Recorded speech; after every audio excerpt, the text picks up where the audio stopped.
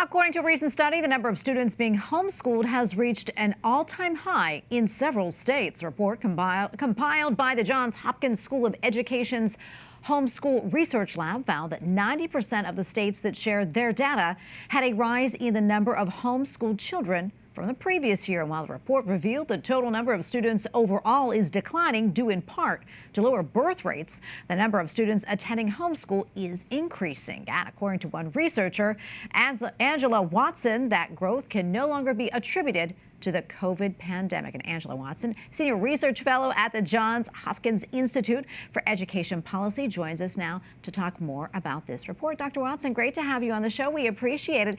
So tell us, what stood out the most to you about this report? So what we think is really interesting, of course, the growth is very interesting, but the interesting part to me is the different trends that we see. So in some states, we see a continuous growth trend, which means that homeschooling was growing before the pandemic. During the pandemic, the numbers shot up. And then after the pandemic, they continued to grow, right? So continuous growth throughout the pandemic. But we have many other states where we're seeing what we're calling a rebounding trend, where after the pandemic, homeschooling receded, which is what everybody thought would happen. Once things went back to normal in the world, people would go back to their normal form of schooling. But what we're seeing now is that there was a decline in homeschool participation just after the pandemic.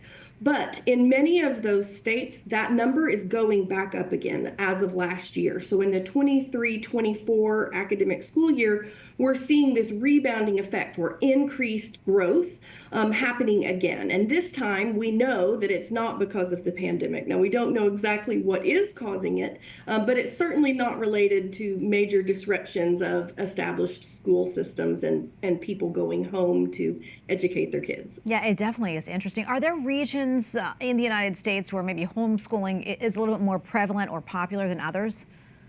Sure. I mean, there are some differences by region, and it's worth noting, too, that we don't have any information for about 20 states. So only 30 states collect data and then report that data. So the other 20, we don't really know what's happening.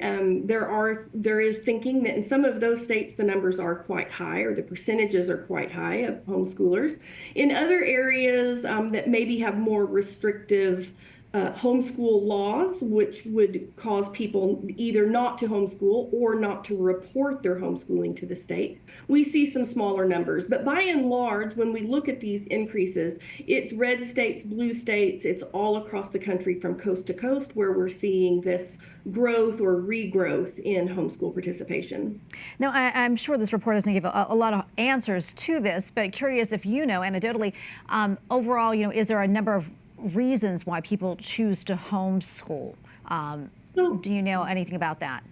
Yes, so we have information from surveys of parents about why they choose homeschooling. Historically, religion was one of the most important reasons that people homeschooled, and it's still up there. But for the last, even before COVID, for the last near decade, the primary reason that people choose homeschooling is safety. And so parents are concerned about the safety of their child. That can look like physical safety, bullying, of course, racism. These are all concerns that could fall under this safety concern. And parents are also concerned about the academic instruction in school or what their children are learning in school. And so there are various components there, but those two seem to be coming to the front in modern homeschooling. Yeah, and before I let you go, where do you see this going, homeschooling? Do you see it getting more popular?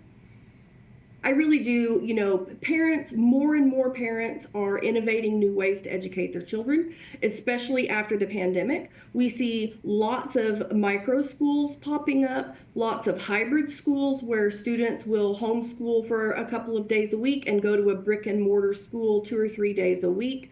There are lots of virtual programs and et cetera, et cetera. Like, parents just keep coming up with new ways to get the needs met for their family. So we really do think that this trend is going to continue. Now, whether they continue to call it homeschooling or we call it some different name, I don't know. But more and more innovation, I think, for us in education. All right, that sounds wonderful. Thank you so much, Dr. Angela Watson. We appreciate it. God bless. Thank you.